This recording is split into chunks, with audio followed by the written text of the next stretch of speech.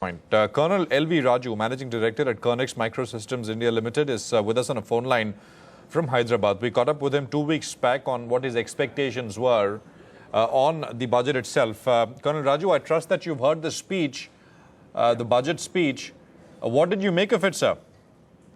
It is a very balanced budget, but it appears that he has not gone into specifics, because it has been a very short speech and it has not gone into specifics. I'm sure they must have worked out, because as far as Kernex is concerned, we're interested in more of we are into the field of safety, Indian railway safety, and providing of the safety equipment.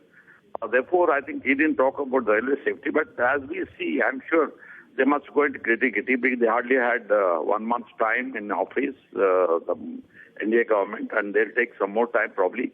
We expect a real budget coming up, real railway budget coming up in in February 2015.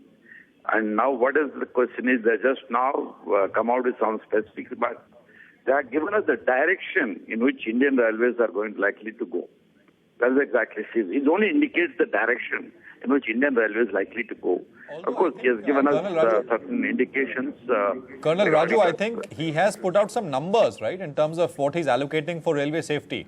Yeah, that is okay. It is it is the receipts come expenditure and all that. These are all normal things. What exactly the major indications of this railway budget speech of the Honorable Railway Minister is the direction in which Indian Railways are going to go.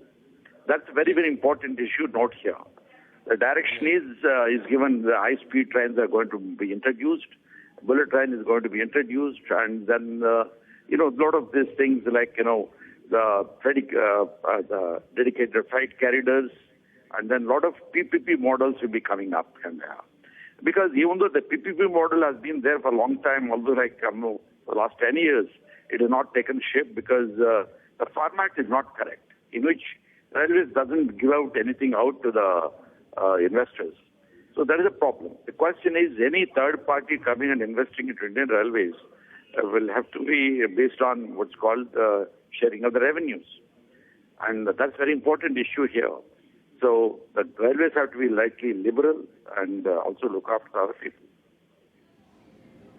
Yeah, so maybe we'll hear about some of these very specific issues a little later. But you're basically positive about the direction which the budget has provided for the railways, right? And you heard from Prime Minister Modi as well, right after that.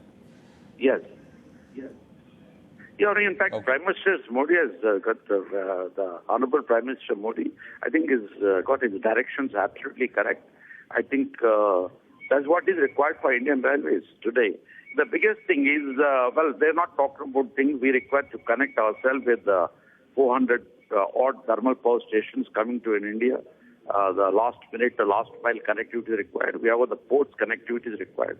And then out of every three passengers, 2 passengers are waiting to get a ticket, and they're all in the wait listed. So therefore, a lot of things to be done. But what exactly is now, at present, I would like to say is, he has given out only few immediate requirements, immediate directions which have to be taken. But in the long run, I think 2015 railway budget will be is our real railway budget, which is going to come from NDA. Yes. No, I mean, anyway, he's only this budget is only for what, 7 months, right? 8 months now. Yeah. That next one is fiscal 16 budget. But just one quick point, FDI in railways except operations. So what's your sense on this one? I mean, is railways basically ready? And do structures? Question of foreign direct investment is one of the very important factors. We've got to create a conducive atmosphere for the foreign direct investment, because every other MNC which comes into here and invest into Indian railways, they must be able to make a good margins comparatively in the world.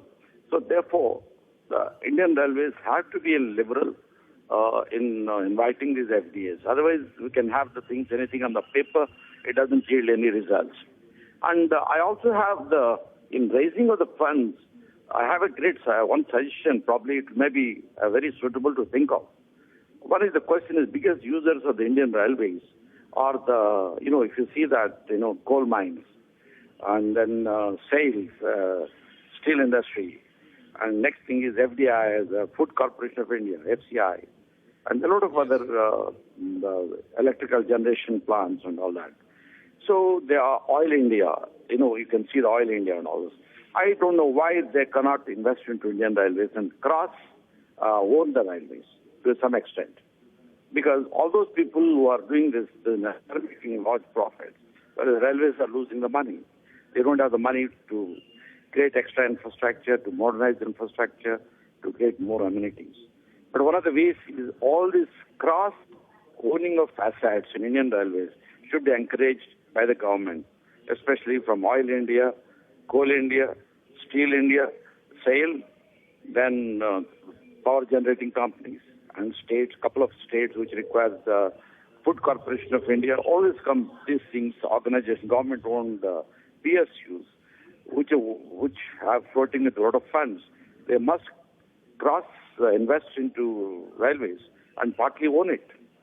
I think that's where railways can really generate a lot of funds. Got it. Colonel, thanks very much for taking the time and speaking with us.